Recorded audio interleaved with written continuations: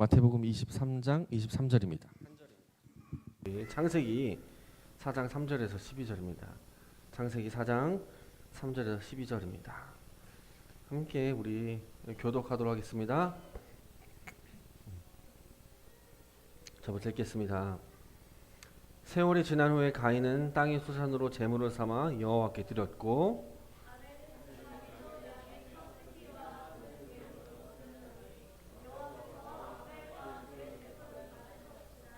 가인과 그의 제물은 받지 아니하신지라 가인이 몹시 분하여 안색이 변하니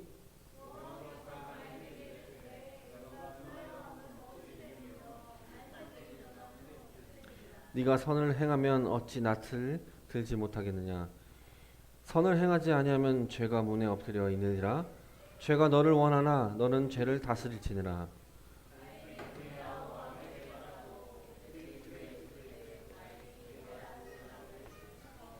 여호와께서 가인에게 이르시되 내 아우 아벨이 어디 있느냐. 그가 이르되 내가 알지 못하나이다. 내가 내 아우를 지키는 자이니까.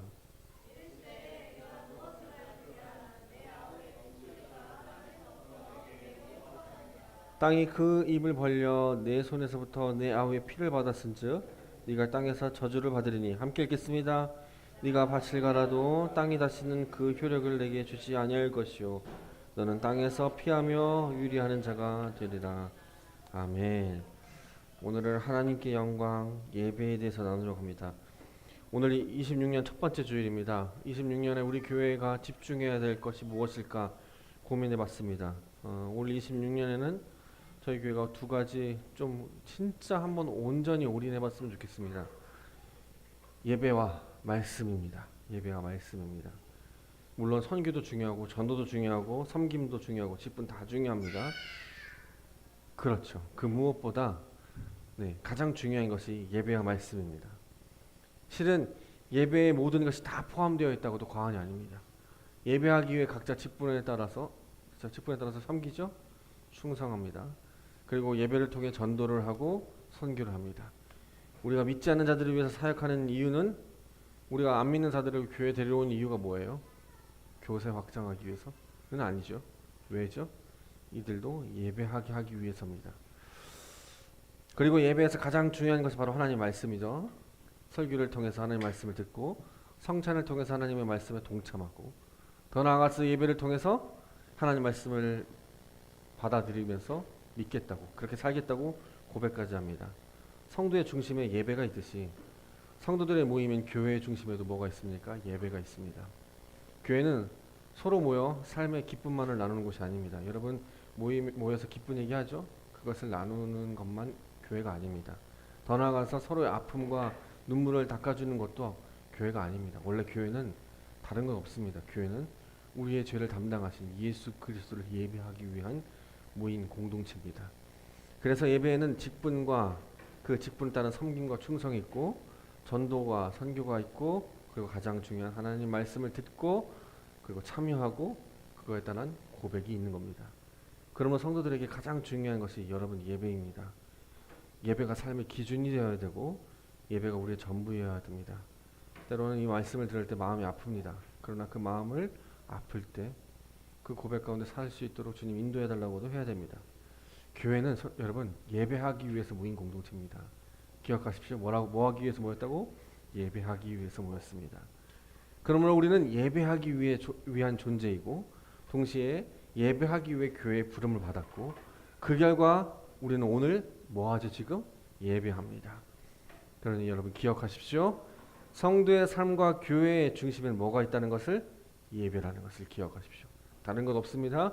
예배입니다. 앞서 말했지만 우리 신앙생활의 가장 중심이 뭐였다고 했죠? 예배라고 했습니다.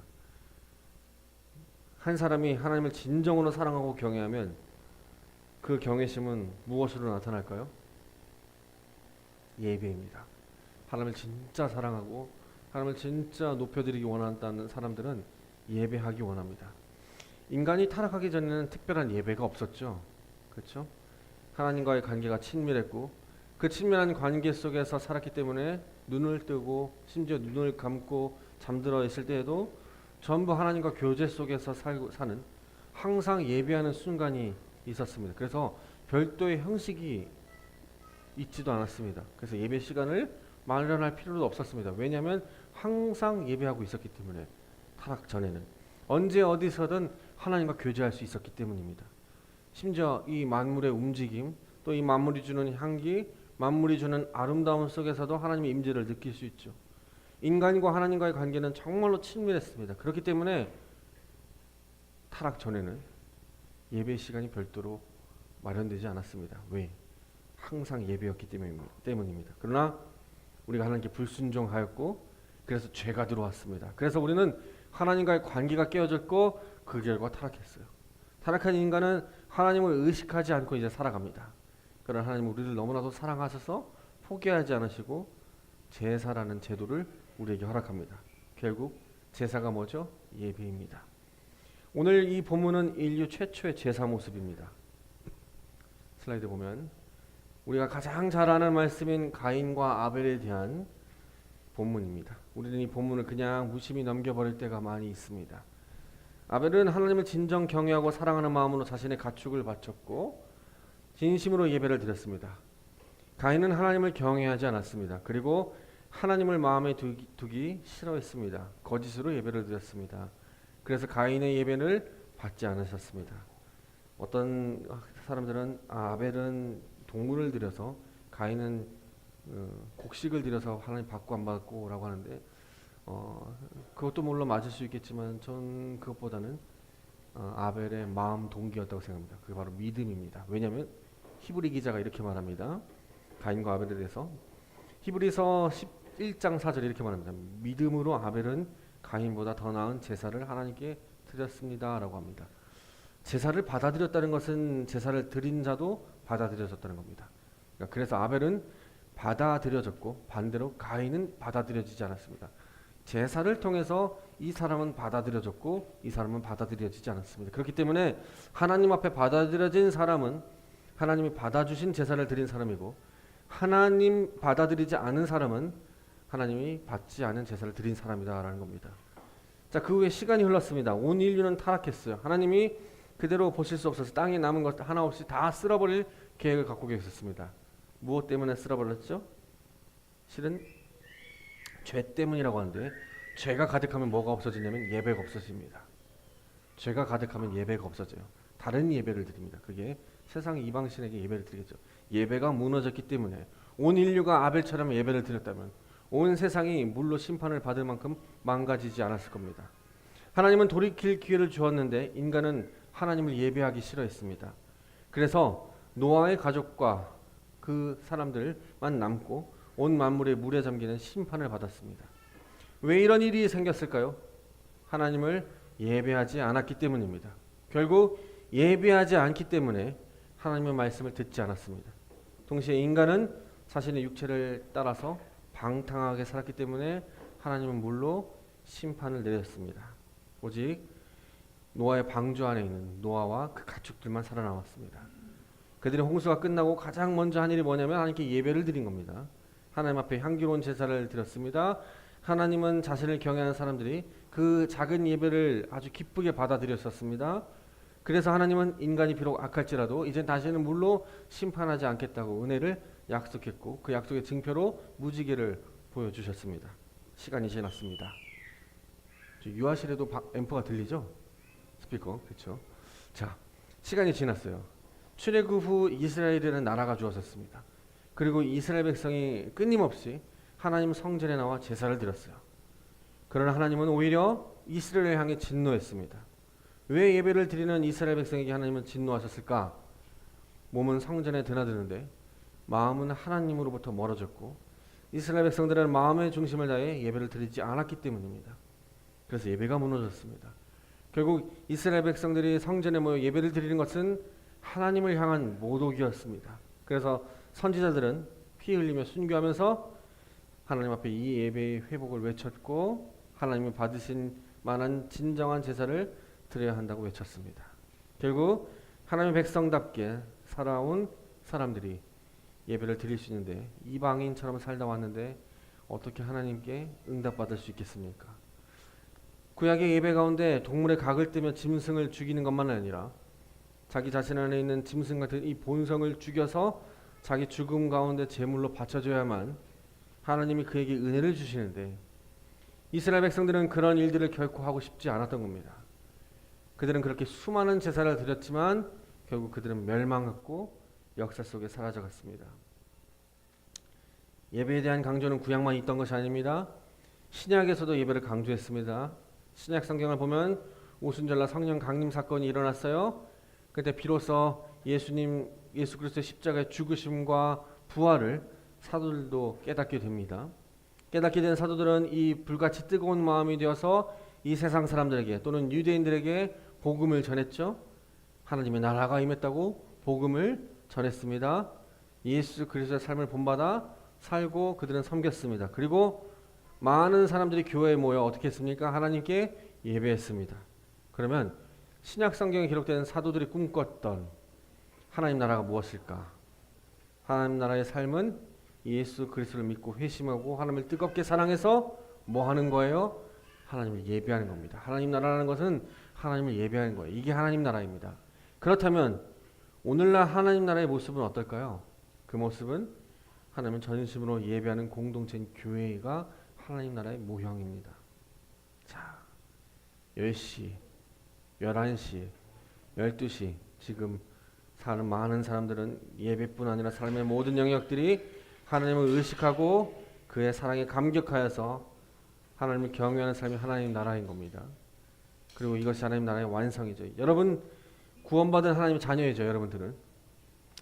하지만 아직은 완성한 나라에 참여한 자들이 아니라 아직 미완성한 그래서 상태에 있기 때문에 상화의 과정에 있는 자들이죠. 만약 모든 거짓과 죄로부터 상화되어 완전한 단계에 이르게 될 때 정말로 우리가 그 나라에 들어갈 때 우린 뭐 하게 될까요? 더 이상 이 땅에서 먹고 마시고 가지는 것이 우리의 일들이 아니게 됩니다.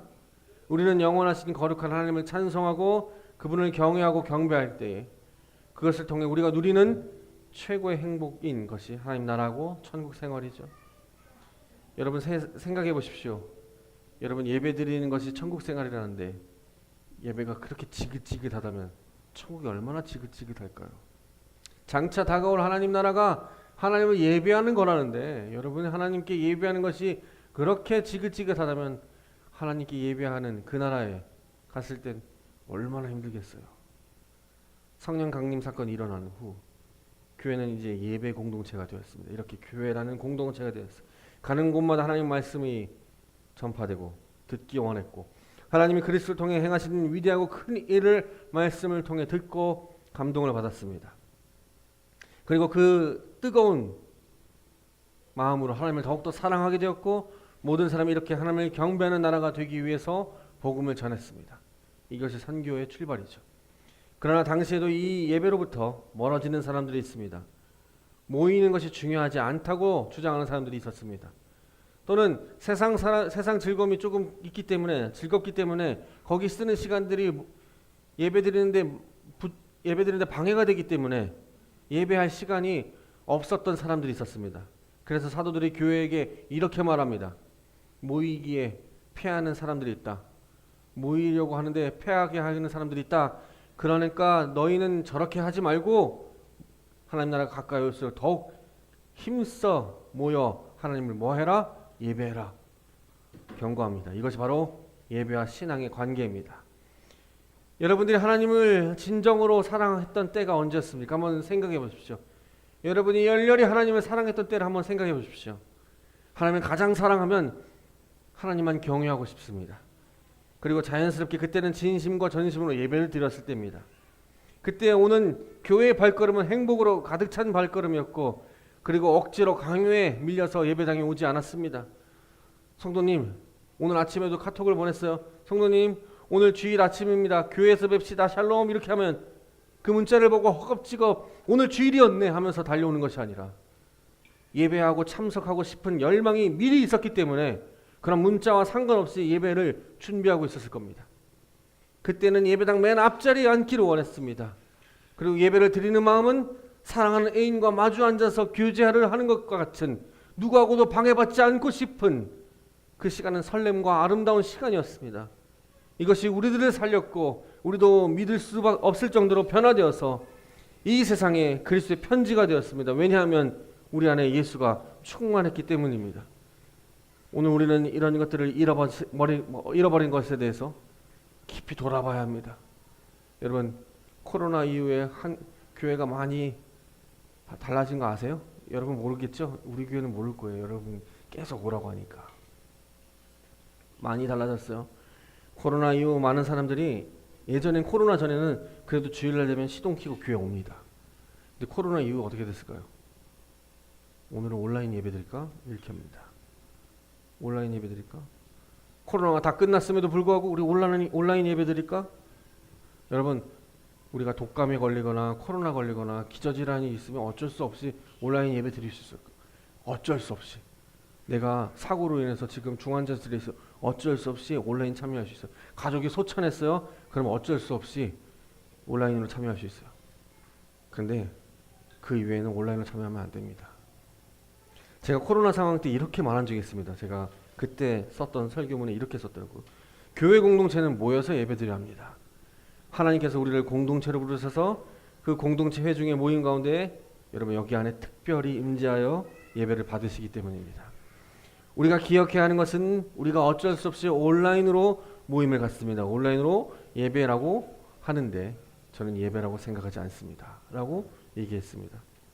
여러분 한번 생각해 보십시오. 온라인으로 참석하는 자세와 마음이 어떤 것인지 한번 생각해 보십시오. 여러분 온라인으로 한번 예배 드렸을 때 한번 잘 생각해 보세요. 온라인으로 참석하면 마치 어떻습니까?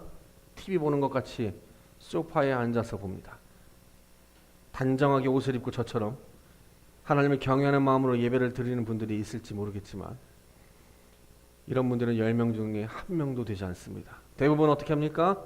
평상복 차림으로 심지어 팬티와 러닝만 입고 소파에 비스듬히 앉아서 기대어 예배를 보겠죠. 마침 그때 쿠팡이 왔네요. 쿠팡 택배를 뜯습니다. 핸드폰으로 연락이 왔습니다. 핸드폰으로 전화를 받겠죠. 전화가 끝났습니다. 아직도 설교를 하고 있네요. 소변이 마렵습니다. 화장실을 갑니다. 목도 마르네요. 물도 마셔야겠죠. 여러분 애쓰지 마십시오.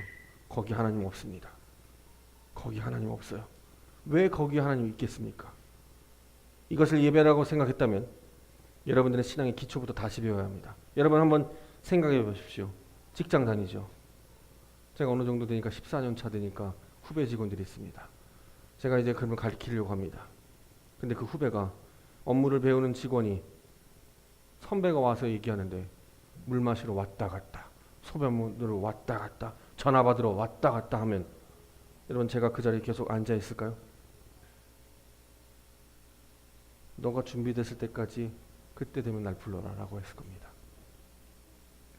우리가 온라인으로 꼭 예배를 드릴 수밖에 없다면 여러분 정말 방해받지 않고 흐트러지지 않는 자세로 정확하게 예배를 드리고 이 예배당에 나와 설교자와 단독으로 마주하는 것처럼 내가 그 자리에 집중하지 못하지 않는다면 그건 예배가 아닙니다.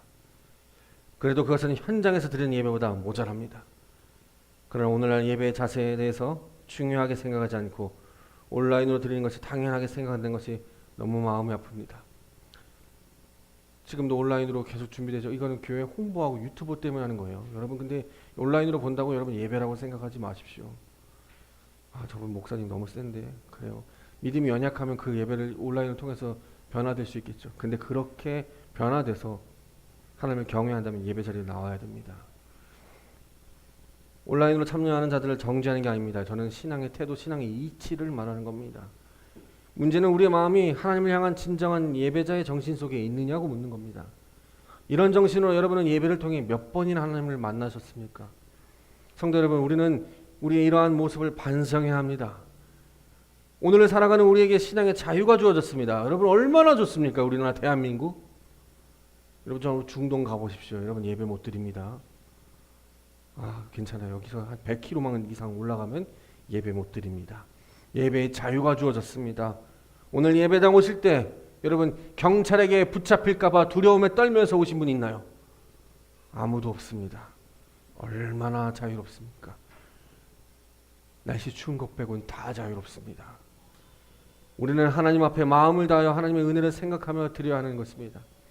그렇다면 예배란 무엇일까요? 한마디로 정의하면 예배는 하나님과의 만남입니다. 만남이란 뭘까요? 만남은 그냥 보는 것 아닙니다. 엘리베이터 타실 때 옆집 사람과 마주치는 걸 만남이라고 하지 않습니다. 저 사람 아는 정도지 만남이라고 하지 않습니다.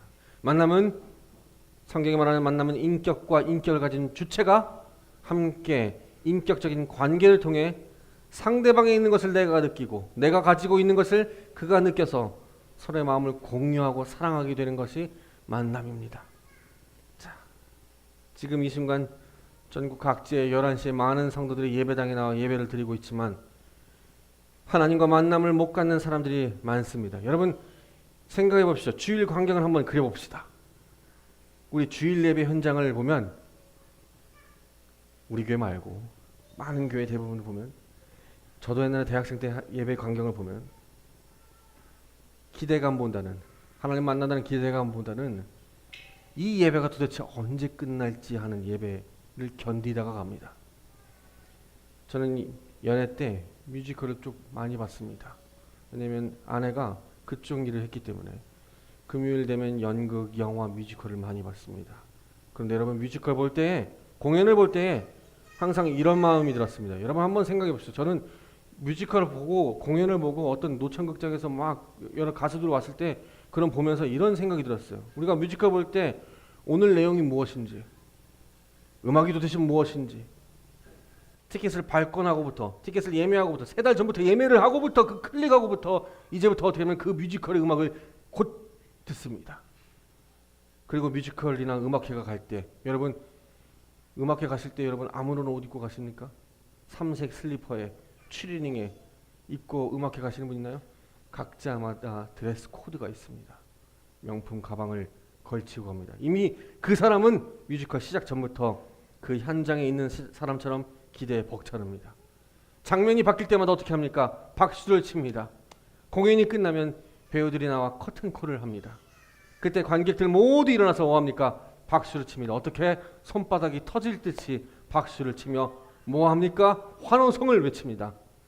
이들의 마음에는 뮤지컬 끝나서 아쉬워하는 마음이 가득합니다. 여기서 밤을 새서라도 계속 있고 싶은 거예요. 심지어 지하철이 끊긴다고 말하고 있는데도 그들은 자리에서 떠나지 않습니다. 끊기면 택시 타고 가면 되지. 이런 마음으로 그 자리에 있습니다. 어디 그뿐인가요? 공연이 다 끝났어요. 오늘 본 공연의 앨범과 포스터를 구매합니다. 때로는 배우들의 친필 사인을 받는다고 하니까 그 친필 사인을 받기 위해서 기다립니다. 그 사인을 받고 악수함으로 기쁨과 감동이 넘쳐 흐릅니다. 2-3시간 동안 공연을 보았음에도 이 오늘 구입한 이 앨범을 집에 가면서 계속 듣고 묵상을 합니다. 그런데 우리의 예배를 한번 보십시오. 우리의 예배를 한번 보십시오. 어떤가요? 음악회나 뮤지컬 보러 가는 것보다 못하지 않습니까? 이미 오는 모습 속에서 잠이 들깨가지고 헐레벌떡 옵니다. 좋아요. 몇 번은 피곤할 수 있어요. 몇 번은 피곤할 수 있어요. 전날에 일하다가 피곤할 수 있어요. 무슨 일이 있어서 피곤할 수 있겠죠. 그러나 너무 자주, 너무 매번 그러지 않습니까? 그래서 대부분의 신자는 어떻게 예배 시간을 정확히 맞춰서 예배당에 딱 들어오는지, 어떻게 11시에 딱 맞춰 들어오는지 아니죠. 이제 이것도 말하기 힘들죠. 오늘날 많은 성도들은 어떻게 합니까? 찬양할 때 들어옵니다. 마치 그것이 자기의 입장곡 마냥 찬양할 때 들어옵니다. 그런데 아직 성도들은 예배당에 다 오지 않았습니다. 이제 예배가 시작되었습니다. 자리에 앉아 찬송을 부릅니다. 그런데 찬양은 그저 지겹고 시끄러운 음악일 뿐입니다. 찬송을 하는데 그 찬송은 아주 그냥 목이만 하는 목소리로 윙 하는 그 목소리로 소리를 냅니다. 처음부터 이미 그 사람 마음속에는 찬양을 부를 의지가 없는 겁니다. 찬양은 입놀림이 아니라 마음에서 터져나와야 되는데 터져나오지 않습니다. 내 마음에서 우러나와 거룩하고 높으신 하나님을 깊이 찬양해야 되는데, 그래서 내 안에 쓰레기 같은 것들을 다 토해내서 하나님만을 향해서 갈망해야 되는데 그러지 않는 거예요. 그것이 찬송인데 찬송이 입을 그냥 뻐끔뻐끔 금붕어 마냥 버립니다. 그런데 처음부터 찬송할 의지가 없었던 거예요. 찬송을 하고 싶지 않은 거예요. 그냥 성의 없이 찬송을 하는 겁니다. 그리고 기도를 합니다. 기도할 때 마음을 실어서 회개하며 간절히 기도에 참여해야 하는데 이미 찬송과 같이 기도하고자 하는 의욕마저도 없습니다. 눈을 감고 기도가 끝나기만을 기다립니다. 이제 드디어 뭐 합니까? 설교가 시작되었습니다. 이 시간부터는 본격적으로 예배를 견디다가 가야 됩니다. 이미 마음은 하나님의 말씀을 갈망하지 않습니다.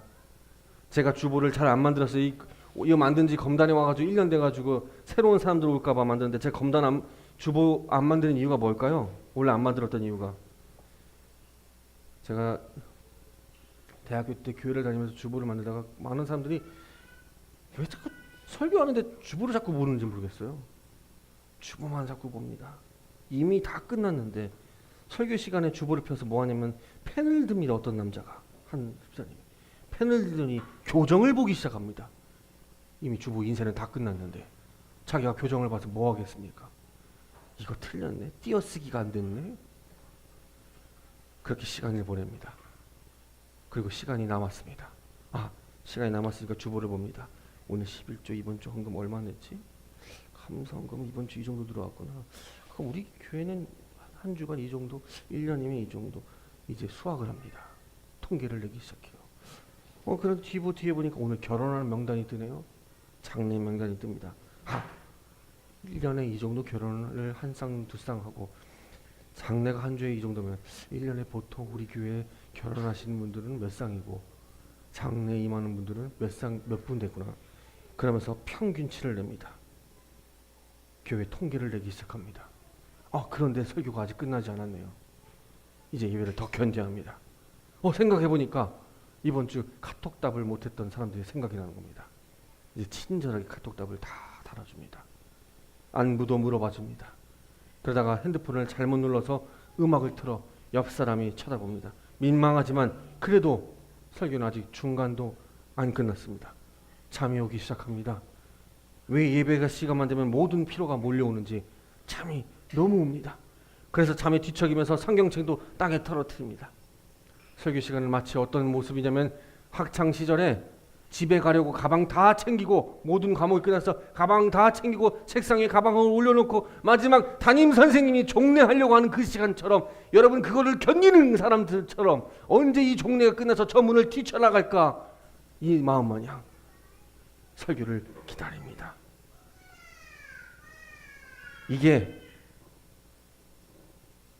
설교 시간을 그렇게 견디다가 이제 드디어 설교가 끝났습니다. 이제 예배 견디기를 마치고 모든 예배가 끝났습니다. 많은 성도들은 오늘 설교 본문이 어디였는지 모른다고 합니다. 실제로 설문조사를 했습니다. 어떤 대형교회 앞에서 설문조사를 하는 거예요. 어떤 설문조사인지 아세요? 나가는 분들에게 오늘 설교 내용이 무엇인지 간단하게 한 줄로 적어주십시오. 오늘 성경 본문이 어딜까요? 반도 모르는 겁니다. 오늘 무슨 얘기했지? 오늘 구약을 봤는지 신약을 봤는지도 모르는 겁니다. 이것이 우리의 실상입니다. 마치 올 때는 늦게 온 사람들이 갈 때는 그렇게 빨리 갑니다. 얼마나 빨리 가는지. 제가 개척하기 전에 교회에서 예배를 드리고 교회 건물에서 나오는데 마치 어떤 모습이냐, 알록달록한 그 구슬주머니를 터뜨린 것 마냥 교회 정문에서 우르르르 쏟아져 나옵니다. 뛰어갑니다. 달립니다. 뜁니다. 어딜 가나 볼까 보니까 저 사람은 교회 옆 건물에 있는 베스킨라빈 서리온에 달려가고 있었습니다. 그렇게도 예배 시간에 아이스크림이 먹고 싶었나, 그렇게 뛰어가는 겁니다. 또 뜁니다. 한 사람이 또 뜁니다. 또 달려갑니다. 어디 가나 봤더니 그렇게 자기 차를 1번으로 내보내야 된다고 주차장으로 달려가고 있던 겁니다. 여러분, 또 달려가서 주차장에 시동을 켜고 집에 헐레겁지겁 가서 뭐 하려고 합니까? 소파에 앉아 메리아스만 입고 TV 보는 것이 사실 주일의 낙이었던 겁니다. 이 사람들은 그렇게 부담만 되는 그 의무인 예배를 끝낼 뿐입니다. 과연 이 사람이 예배를 한 것일까요? 안 한 것일까요? 예배를 통해 하나님을 만났다고 할 수 있을까요? 없을까요? 정말 하나님께 예배를 통해 영광을 돌렸을까요? 아니, 음악회나 뮤지컬을 보러 가면 끝나고 나서 집에 안 갑니다. 제가 아까 말했죠. 뮤지컬이 끝나고 나면 어떻게 합니까? 바로 집에 안 가요. 저도 지킬 앤 하이드 보면서 그 끝나고 나니까 앞에 CD를 팔아. CD를 삽니다. CD 사고 팜플렛도 삽니다. 혹시 이 책도 사볼까? 이 악보도 사볼까? 저 팜플렛 브로셔도 사볼까? 해서 사갑니다. 조승어가 나옵니다. 해주이 끝나는데 조승우를 기다리기 위해서 많은 사람들이, 여자들이 앞에서 기다립니다. 옷 마치 주님 오시는 것 마냥 기다리고 있습니다. 조승우를 보고 악수 한번 하고 그들은 새벽 열차가 그 기차를 끝났는데도, 지하철이 끊겼는데도 기다립니다. 여러분 그렇게 예배 드리시나요? 아니면 어떻게 예배 드리시나요? 이 예배가 뮤지컬과 음악회보다 못하나요? 누구는 그러겠죠. 목사님의 설교가 웅변적이지 않아서, 재미가 없어서, 찬양의 음악이 너무 연주를 못해서 등등 말하겠죠. 이렇게 말하는 분들은 제가 지난주 송구행신 예배 때 뭐라고 말했죠? 예배를 쇼핑처럼 생각하는, 소비주의자처럼 생각하는 그리스도인이라고 말했습니다. 마치 자기가 영화를 보듯이, 쇼핑하듯이 보는 겁니다. 여러분 예배에 김용현 목사 만나러 왔나요? 좋은 찬양과 음악을 듣기 위해 오셨나요? 스트레스를 날릴 교제 친구 대상이 필요해서 오셨나요? 물론 목회자와 찬양 성도 교제 중요하죠. 그러나 우리는 그 사람 이전에 하나님을 만나러 온 겁니다. 누구를 만나러 왔다고요? 하나님을 만나러 왔습니다. 그렇다면 하나님께 영광을 돌린다는 게 무엇일까요? 하나님께 영광을 돌린다는 것은 사람들이 하나님을 칭찬하고 찬송하는 겁니다. 하나님을 인정하는 겁니다. 그것은 하나님께 영광 돌렸다고 말하는 겁니다. 그래서 예배에서 하나님을 영광 돌린다는 것은 내가 잘나서 된 것이 아니라 나의 나됨이 다 하나님 때문입니다 라고 말하는 인정과 고백인 것입니다. 이것은 불신자에게 해당되는 게 아니라 오늘 예배를 드리는 신자에게 해당하는 것입니다. 그런데 우리의 문제가 무엇인지 아십니까? 일주일 동안 살아가면서 하나님 생각을 한 번도 안 했다는 겁니다. 월요일부터 토요일까지 하나님 생각을 한 번도 안 했다는 겁니다. 주일날 예배 시간을 제외하고는 하나님 생각 안 하고 사는 것이 문제라는 겁니다. 그래서 주일날 하나님의 영광을 경험하고, 그리고 주일 전체가 하나님을 생각하는 날이 되기 위함이고, 주일을 주신 이유는 주일날 만난 하나님을 일주일 동안 생각하며 살라고 주일을 주셨는데, 우리는 주일날 그 하나님을 만나보지 못했기 때문에 우리는 월요일부터 토요일까지 하나님의 생각을 전혀 안 하는 겁니다. 오직 종교 행위만 한 것입니다. 그러므로 예배의 목적은 하나님께 영광 돌리는 겁니다. 신자들이 하나님의 생각을 거의 안 하고 살다가 여기에 와서 말씀을 듣습니다. 은혜를 받고 깊이 회개합니다. 자신의 죄를 뉘우칩니다. 용서하고 사랑의 하나님을 만납니다. 그러면 어떻게 됩니까? 나의 나 된 것은 다 하나님의 은혜라고 회개하면서 하나님을 인정하게 됩니다. 모든 회중들이 다 그렇게 할 때 하나님이 가장 큰 영광을 받으시고, 만약 많은 회중 가운데 한 사람이 그렇게 생각하고 나머지는 하나님을 인정하지 않을 때 하나님은 작은 영광을 받으시는 것이며, 아무도 하나님을 인정하지 않는 예배라면 그 예배는 하나님을 모독해 한 예배라는 겁니다. 그러니까 모두 신앙 고백을 한 사람들은 복의 근원이 하나님이시고 하나님 때문에 복을 받을 것이라고 생각하며, 하나님을 무시하고 멸시하면서 복 받으려고 하는 것은 말이 안 되는 것입니다. 하나님을 존중하지 않고 없인 여기는데 축복을 받으려 하는 것은 모순이고, 이것은 예배가 아닙니다. 성도 여러분, 우리 모두 하나님께 영광을 돌리는 참된 예배자 되기를 원합니다. 그래서 예배 올 때에 하나님 말씀으로 한 주간 온전히 살지 못한 나의 연약함과 누추함을 안타까워하고 하나님을 갈망하는 마음으로 예배합시다. 그리고 예배를 마친 후에는 하나님 생각으로 가득 차서 다음 주일 만날 때까지 하나님을 인정하는 예배자가 됩시다. 사랑하는 성도 여러분, 2026년 새로운 해, 우리가 지금 이 출발선에 있을 때 오늘 우리는 가인과 아벨의 제사를 통해서 세상의 가장 아픈 것을 직면하게 됩니다. 이제 말씀을 맺겠습니다. 성도 여러분, 우리 안에 숨어있는 가인의 예배를 회개하십시오. 우리는 오늘 본문 가인의 모습에서 우리 자신의 모습을 발견합니다. 하나님은 가인의 제물을 거절하신 것이 아니라 가인이라는 사람을 거절했습니다. 하나님은 제물을 거절하면서 제물이 아닌 그 사람을 거절합니다. 그의 마음에는 하나님을 향한 경외심보다 어쩔 수 없이 이 제사를 때우려고 하는 그 의무감으로 조급함이 앞서서 예배 제사를 했습니다. 여러분에게 묻고 싶습니다. 지난 한 해 여러분에게 예배는 드림이었습니까? 아니면 견딤이었습니까? 혹시 우리는 오늘 주일 예배도 무사히 마쳤다는 안도감으로 이 문을 나서지는 않았습니까? 여러분께 묻겠습니다. 하나님께 영광 돌리기보다 내 귀를 즐겁게 할 유창한 설교와 내 감정을 달래줄 세련된 찬양만을 찾는 예배 소비자로 전락하지는 않았습니까? 우리는 세상의 공연이나 뮤지컬 한 편을 보기 위해 쏟았던 그 설렘과 정성의 절반이라도 하나님 앞에 드려본 적이 있는지 한번 돌아보십시오. 하나님을 만홀히 여겼던 우리의 태도, 주일에 교회에 갔다는 안일함이 바로 현대판 가인의 제사임을 기억하십시오. 성도 여러분, 2026년 예배와 말씀으로 삶의 중심을 이동하십시오. 올해 우리의 교회의 표대는 명확합니다. 오직 예배와 말씀입니다. 저는 왜 두 가지를 선택했냐면 예배가 유일하게 하나님을 만나는 통로이고 그 말씀을 듣는 유일한 통로가 예배이기 때문에 예배, 여러분 목숨을 거는 그러한 여러분들 되기 원합니다. 신학자 칼빈이 이런 말을 합니다.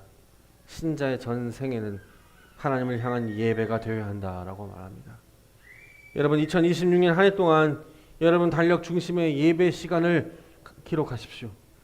세상의 스케줄에 맞춰 예배 시간을 조정하는 게 아니라 예배 시간을 중심으로 여러분의 일상을 재편하십시오.